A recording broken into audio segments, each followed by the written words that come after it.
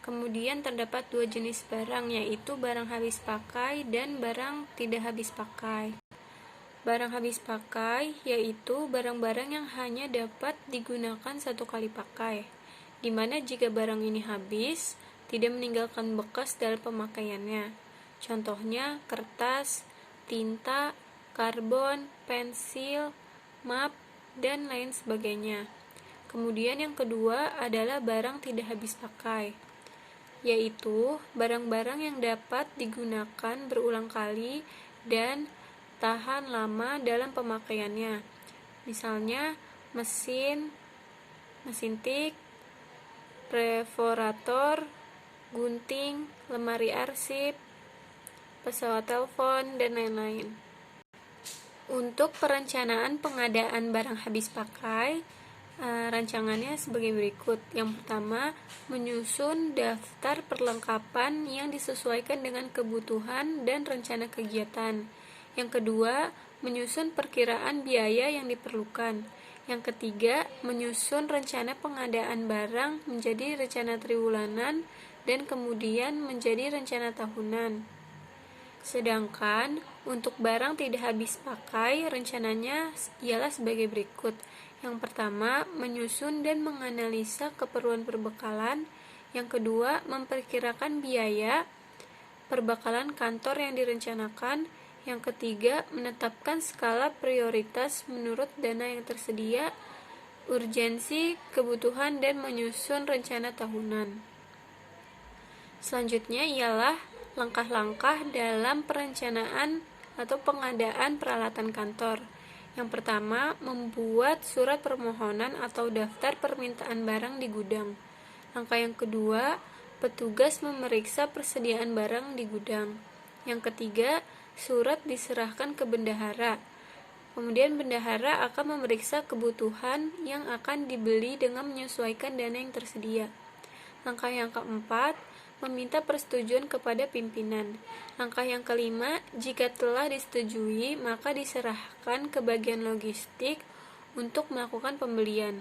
Langkah yang keenam, pada saat penerimaan barang, diperiksa atau diuji terlebih dahulu. Langkah yang ketujuh, jika sudah cocok, barang diterima dengan menggunakan berita acara serah terima barang dan buku penerimaan barang.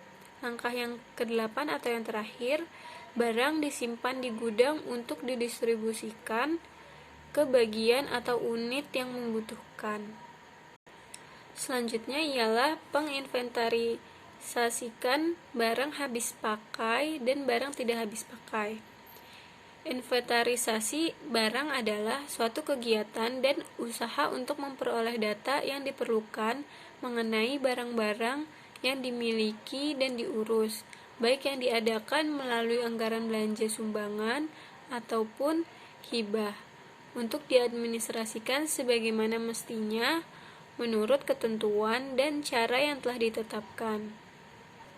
Inventarisasi barang dilakukan dengan 3 cara yang berbeda, yaitu yang pertama, buku induk barang inventaris, yang kedua, buku golongan barang inventaris, yang ketiga, buku catatan barang non-inventaris.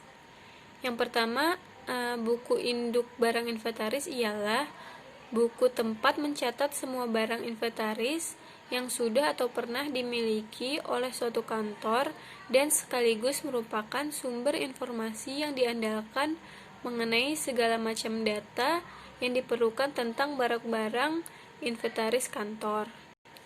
Sedangkan buku golongan barang inventaris adalah buku pembantu yang digunakan untuk mencatat barang-barang inventaris menurut golongan yang telah ditentukan, masing-masing berdasarkan klasifikasi dan kode barang yang telah ditentukan di dalam lingkungannya, atau digunakan untuk inventarisasi barang tidak habis pakai.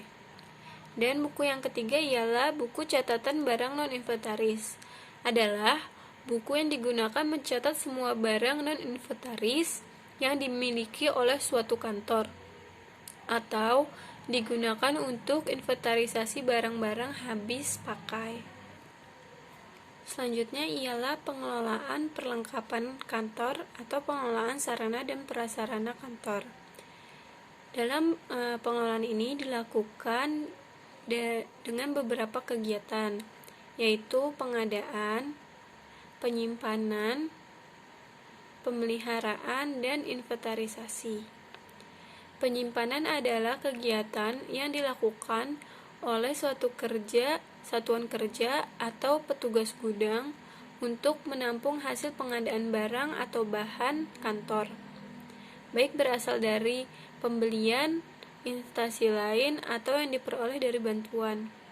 Tujuan penyimpanan barang kantor ialah agar barang tidak cepat rusak, agar tidak terjadi kehilangan barang, agar tersusun rapi sehingga mudah ditemukan apabila barang tersebut dicari, memudahkan dalam pengawasan, memudahkan dalam analisis barang. Kemudian yang kedua ialah pemeliharaan. Pemeliharaan adalah kegiatan terus-menerus untuk mengusahakan agar barang atau bahan kantor tidak tetap dalam keadaan baik atau siap untuk dipakai. Pengadaan adalah semua kegiatan menyediakan sarana dan prasarana atau perbekalan untuk menunjang pelaksanaan tugas. Kemudian yang terakhir ialah inventarisasi, yang sebelumnya telah disinggung juga. Inventarisasi adalah semua kegiatan dan usaha untuk memperoleh data yang diperlukan mengenai sarana dan prasarana yang dimiliki. Tujuannya ialah agar peralatan tidak mudah hilang, adanya bukti secara tertulis terhadap kegiatan pengelolaan barang sehingga dapat dipertanggungjawabkan, memudahkan dalam pengecekan barang, memudahkan dalam pengawasan, memudahkan ketika mengadakan kegiatan mutasi atau penghapusan barang. Mungkin cukup sekian, kurang lebihnya mohon maaf. Wassalamualaikum warahmatullahi wabarakatuh.